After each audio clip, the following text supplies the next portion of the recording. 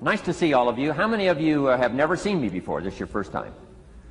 Oh, wow, most of you, okay. I keep thinking for sure I'm more famous than that, but, you know, that is the truth. I'm delighted to be here. Been looking forward to it for a long time. And it's nice to be back. You know, I was here not too long ago. It's nice to be invited back. It says something when you're invited back. It doesn't say everything, but it says something. Maybe it says, let's give him one more chance, right? See if he can get it right this time. But I'm delighted to have all of you here. We're going to spend the day together. I feel two major responsibilities, and I'm sure you can guess what those are. Number one is to make sure you get your money's worth, right? When you shell out your cash, especially these days, you want to make sure you get full value for the money you spent. And I know the tab for the seminar was not that much. Pretty modest fee to get in. Most of you, your tips for the week, right? So it wasn't that much, but I want you to be able to say when you walk out of here today, it was worth my money. But my biggest responsibility is to make sure you get your time's worth. And the reason I say that is because time is more valuable than money. In fact, you might start your notes with that. Time is more valuable than money. You can get more money, but unfortunately you can't get more time. If somebody asks you to spend your money, that's pretty easy, right? We live in America. We're wealthy. So the money's not the problem. But what if somebody asks you to spend a day, right? You got to think that over carefully.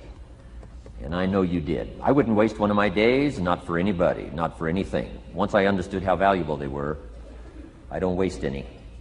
But to make an investment like today of your money and your time, I appreciate that. Today's going to be costly for me. It's going to cost me one of my days to be here, right? And some money, of course. But, you know, I don't need the money. I take the money, but I don't need the money. But guess what I do need?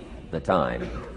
So I'm here not to just joke with you. I'm here not to just tell some funny stories and give a performance and walk away. I'm here to give you some value, and I want to make it worth your time.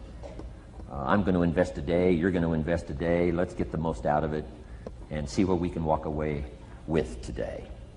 Anyway, for you that have not seen me before, just very briefly, let me just tell you my story. I grew up in Idaho, farm country, southwest corner of Idaho.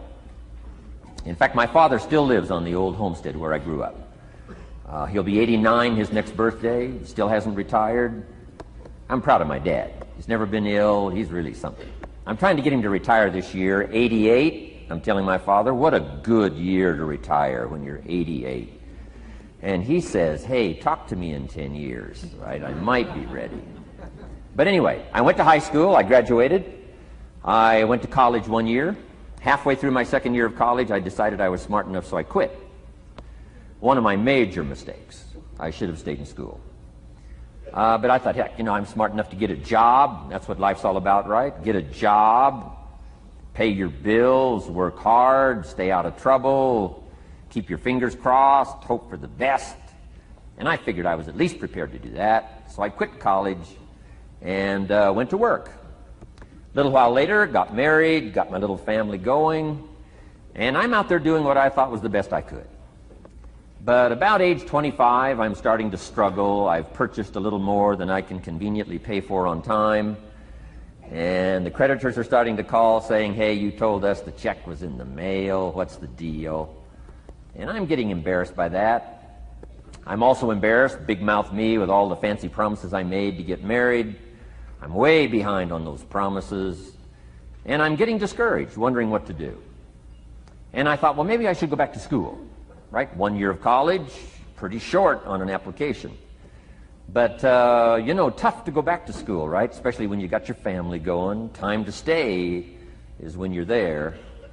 So I discounted that. I thought, well, if I, you know, had my own business, that would be the way to go.